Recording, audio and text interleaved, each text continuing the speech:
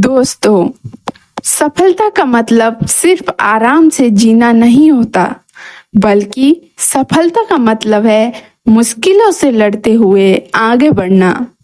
आज मैं आपको ऐसी ही एक कहानी सुनाने जा रही हूँ जो आपकी सोच को बदल देगी। एक छोटे से कस्बे में आरब नाम का एक लड़का रहता था। आरब की उम्र 13 साल थी, लेकिन उसके दिल में एक बड़ा सपना था। वो चाहता था कि बड़ा होकर एक ऐसा इंसान बने जिसे दुनिया जाने और जिसकी बातों को लोग सुने।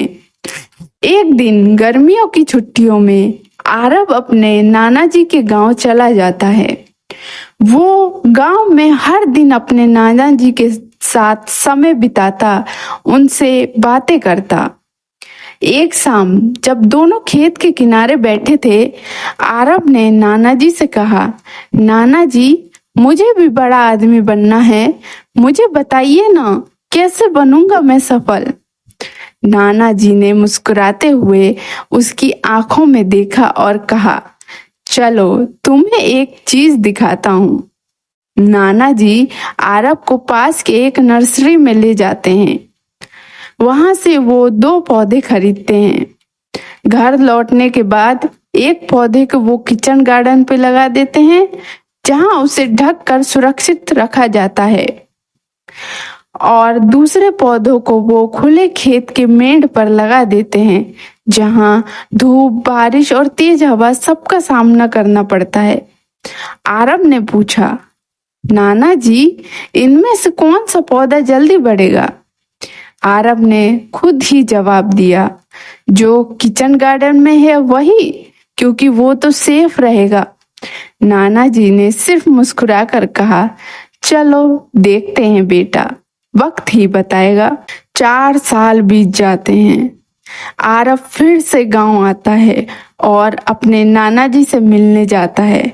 वो फिर से वही सवाल पूछता है, नाना जी, मुझे सक्सेसफुल कैसे बनना है? नाना जी ने कहा, पहले आओ उन पौधों को देखते हैं।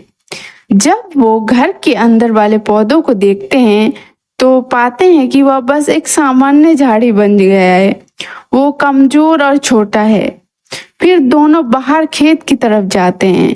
वहाँ वही पौधा अब एक बड़ा बरगद जैसा पेड़ बन चुका होता है। उसकी जड़ें गहरी हैं, शाखाएं मजबूत, और वो पेड़ अब कई पक्षियों का घर बन चुका है। नाना जी ने कहा, बेटा, जीवन में वही बड़ा बनता है जो तकलीफों का सामना करता है, जो धूप, बारिश, आंधी और तूफानों से लड़ता है। वही असली पेड़ बनता है। जो सिर्फ आराम चाहता है वह झाड़ी बनकर रह जाता है। दोस्तों, यही जीवन की सच्चाई है।